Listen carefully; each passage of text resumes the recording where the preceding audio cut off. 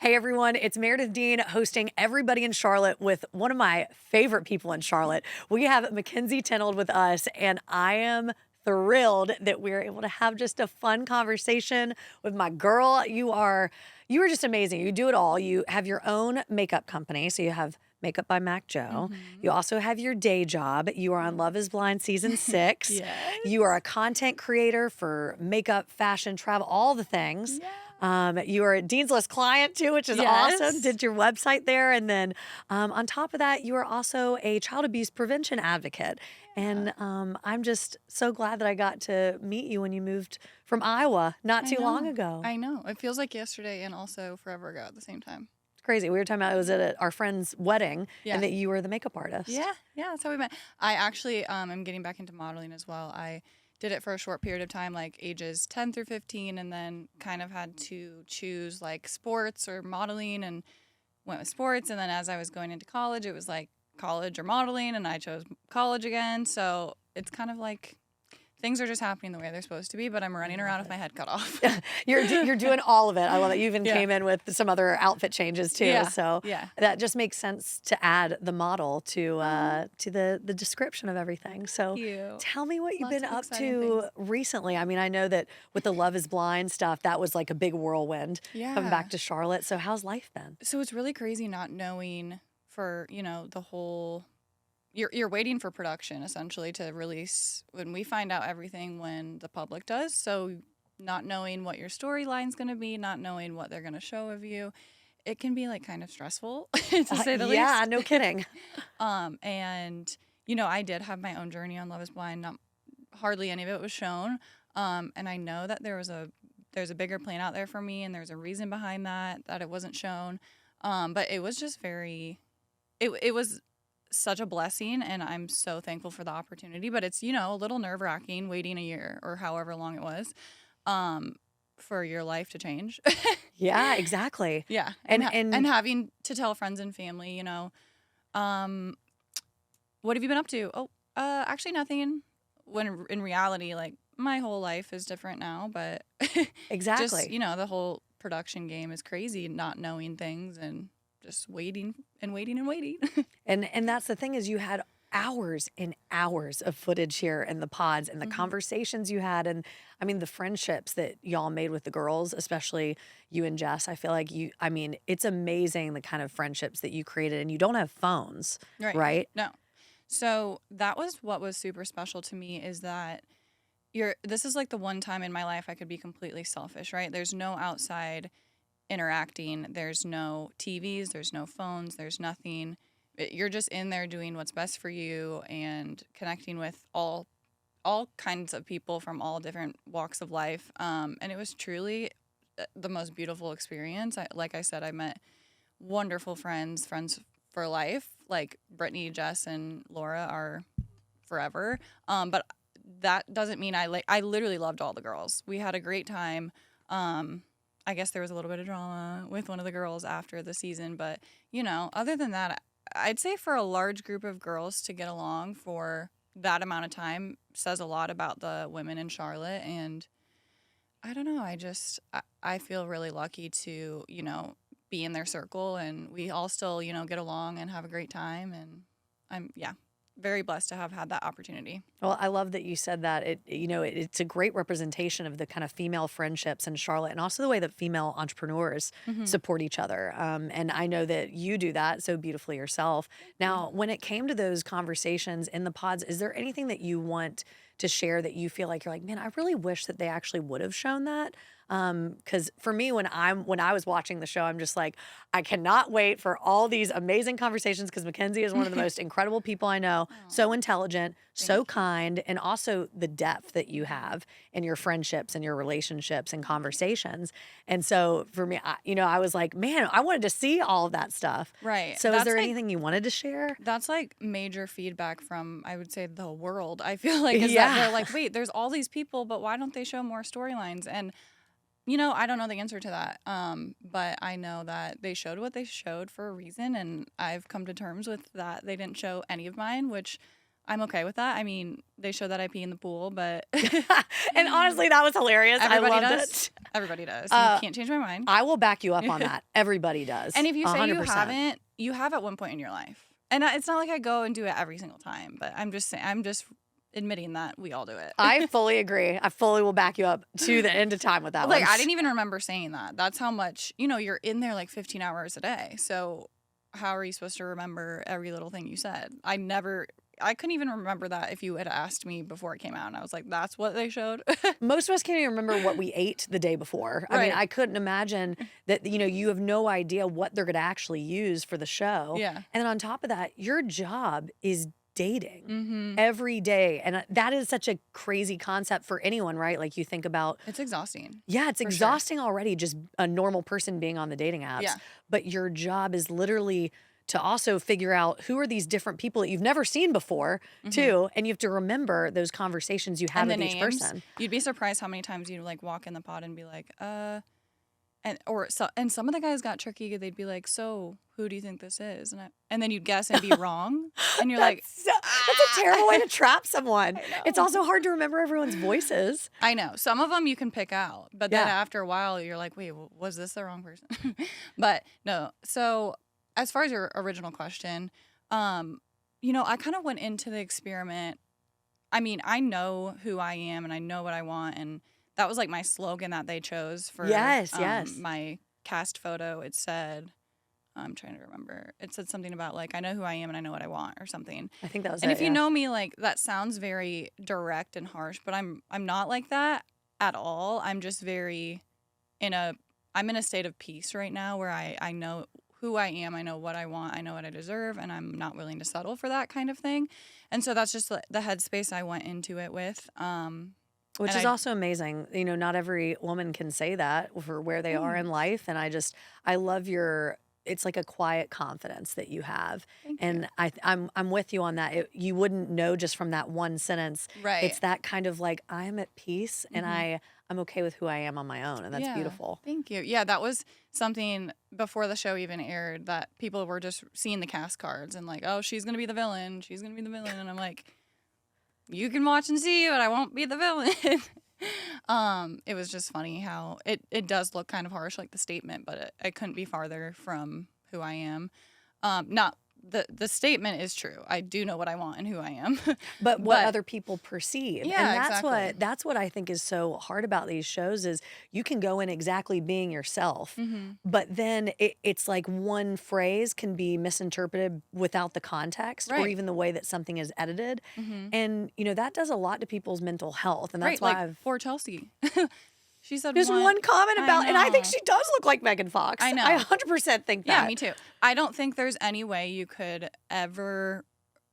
I mean, the internet is its own beast, so I don't think there's any way anyone could prepare for what is gonna blow up and what's not gonna blow up.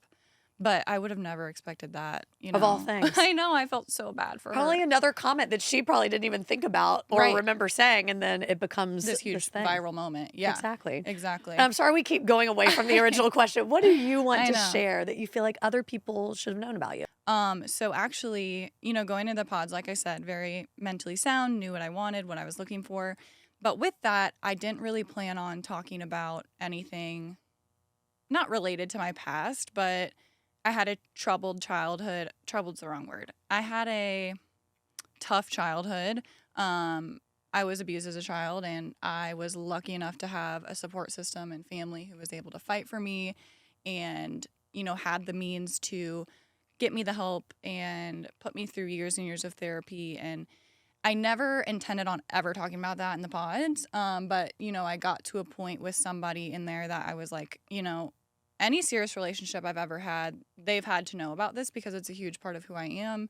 There's things that I do probably in a relationship that stem from what happened to me as a young girl.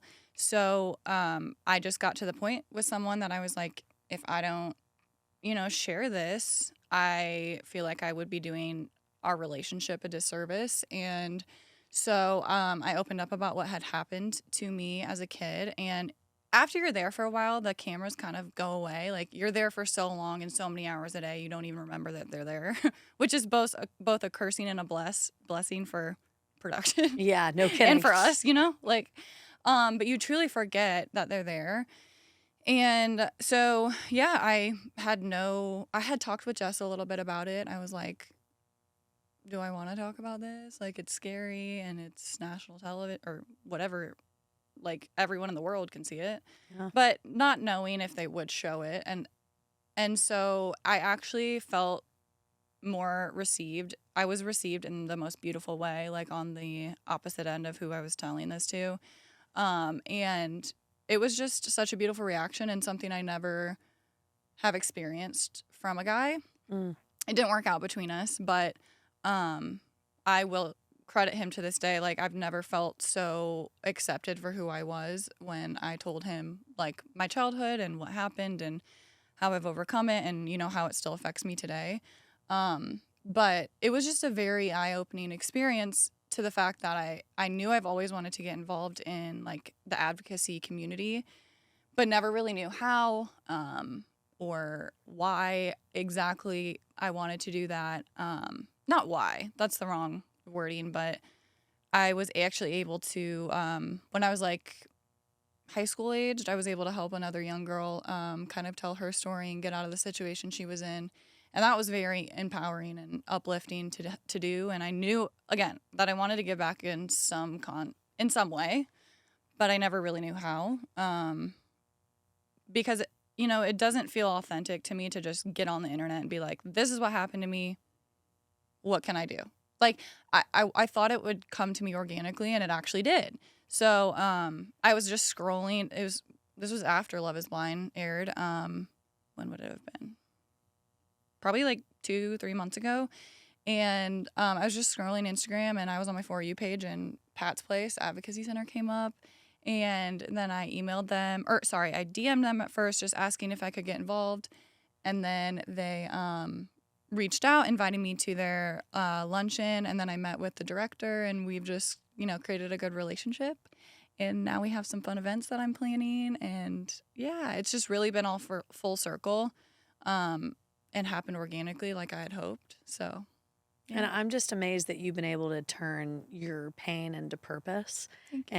And just it's incredible. Number one, thank you for sharing that, because I know it's very hard to go through that, and you have been able to have the financial means to have therapy all these years. And I mean, just look at this incredible, strong woman that you are, and it's absolutely amazing. And so I really I just appreciate the fact that you felt comfortable being able to say that here. But then also I think about the amount of women and boys too that you're going to be able to help just through your voice and using social media that way. Think about how your posts that you'll put out there are going to show up on someone else's For You page, just the way way that Pat's Place showed up. And you're going to be able to change so many lives. And you being an advocate for child abuse prevention is just, it's huge for the Charlotte community.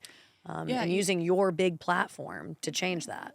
Thank you. It's, it's not something that's easy to talk about at all. It's uncomfortable. It's not uncomfortable for me anymore. I can talk about my story and not bawl like I used to. I can, get into the nitty-gritty of it and be okay. And the only reason I am not bawling myself is because we had this conversation privately, the two of us, and I started tearing up. You were doing my makeup, but we had built that trust and that connection there. And I'm amazed at that strength, because it's hard to say those things out loud publicly. Yeah, and it's when you do get into the nitty-gritty of exactly what happened and how it affected me and all of that, sometimes tears come up. When I was talking to the director of Pat's Place, I cried, but that's normal, and it's okay to cry. But it's all good tears now, and talking about how I can try and help give back in that community, in that space. And like I said, it's always been something that I've been really passionate about, but quietly I've supported because it is uncomfortable. It's uncomfortable in, like, my personal life, my workspace. Like, that's not a comfortable conversation for anyone to have.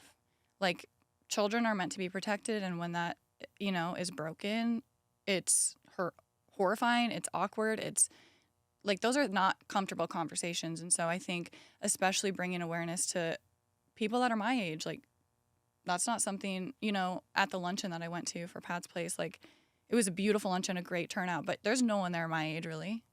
it's not something that I really think people are aware of in their 20s or even 30s. It's just, I mean, everyone knows about child abuse, but until it, happens to your child, or if it happened to you, like, it's just not something that's really spoken about because it's really sad. It's, one of the worst things that could happen to a child. And children are vulnerable and meant to be, taken care of and protected. And unfortunately, I have wonderful parents who protect me, and I had that still happen to me, like, you can't protect children at all 24 hours a day. And so just trying to help give And back. now you're doing that. You're Yeah. giving back and you are protecting children that way. And for anyone who's listening who maybe doesn't know about signs of what child abuse could be, is that something that you are Mhm. well versed in or comfortable with sharing of what we could look out for? I mean, I'm thinking Yeah. about, also when do you interfere? When do you Mhm. interject? Because maybe I notice something, but how do I go about saying Yeah. like this isn't right and let me report this? So I'll just talk about my own personal like signs or cues from my story, but there's definitely others that we can go into like maybe in a different episode. Yeah. So personally, I was 8 when it happened, and I didn't tell for an entire year, just because of threatening and stuff. But I would say the number one thing to look out for was I would not stay at anyone's house. So I wouldn't go to a friend's anymore. I was a very social kid, wouldn't leave like my house to go anywhere. I would go to practice, immediately back home. I'd go to school, immediately back home. And I went from being like this social kid who went to parties and not parties. I was 8, but like, Right. But yeah, birthday yeah, parties and yeah. So that was a major sign. And then honestly, um, I just had parents who luckily were very aware. of what was like that had been changing a little bit, and they just kind of got upset with me. Actually, they were like, "What is going on? Like, you used to be so social and like go do all these things with friends, and now you won't leave the house. Like, what's going on?" And I think it just goes to show, like, after I told my mom what had happened, I immediately fell asleep. I was like 9, I think, at the time, and I think it just goes to show like how stressful that is for a kid to hold that in, and You feel it in your body. You yeah. physically can remember that, and you being safe enough with your mom. Right, that to immediately fall asleep is crazy. And so what's so funny and ironic, when I posted that video on Instagram about Pat's Place and like just talking about Child Abuse Awareness Month, I had those same like stressful, like just anxiety ridden days before posting it, because I was like there's guys that follow me on here, and there's just like, it's just not a comfortable thing to talk about. And I posted it and I fell asleep for like 12 hours. So it's so funny how that Wow. same thing like just Happened again. But at yeah. the same time, that's so beautiful knowing that social media in that aspect was healing Mhm. for you. And that, Cuz it's all out there. Like, it's out there yeah. now. And now you're changing people's lives and using your platform once again to make changes. Thank you. And it's That's the goal. awesome. That's Well, definitely the goal. But yeah, lots of different signs and things, I'm sure, but that was my major sign, is that I went from being a social kid to not wanting to do anything. and look at you now. And so there's a lot of social things coming up to now benefit Pat's Yeah. Place and child abuse prevention. So what are Yes. some of those things that you want to promo that people can know about? Yes. So, June 2nd from 2 to 5 p.m., I'm hosting a brunch at Para's Place. Or Para's Place or Place. Pat's Place. Para, which we love. Yes. No, at Para Charlotte, I'm hosting a brunch to support Pat's Place. It's from 2 to 5, and we'll have such a great time. The owner is super willing and grateful to, and I'm so grateful to him for donating a portion of the brunch proceeds to Pat's Place. Yay. We're fundraising right now for, I believe it's September 9th or 7th, whatever that Saturday is. Barbecue and Blue Jeans. It's their 20th annual event to support Pat's Place. It's their major fundraising event of the year. And so I'm on that committee, and we're fundraising for that. And so I wanted to just try and do something myself. So I reached out to Para. So you can the tickets are free on my Eventbrite, and then part of your brunch will go towards a great cause. It's amazing. Absolutely amazing. And I will do everything in my power to be at both. I'm going to be coming back No. from out of the country that day for Para, but I'm going to No. somehow make it one way No, or you're another. totally fine. That's sweet of you, though. Oh, well, I just adore you, and I can't believe that we're already coming up to the end of this episode. I feel like we could talk for literally the next No, I 4 know. hours. I could talk and talk and talk. But is there anything that you want to share with everybody in Charlotte, or something about Charlotte that you've noticed that has been really healing or wonderful for you, or something that's on your heart that you're like, I need people to know about this? Yeah. I would say I've just noticed, like, as I've become more vocal in the things that I'm passionate about, that the people in Charlotte are willing to support and stand behind the people that they're proud of and they consider their friends. And I think that's such a beautiful thing and such a beautiful community to live in. And so I just hope I can continue to do that for other people as they show up for me.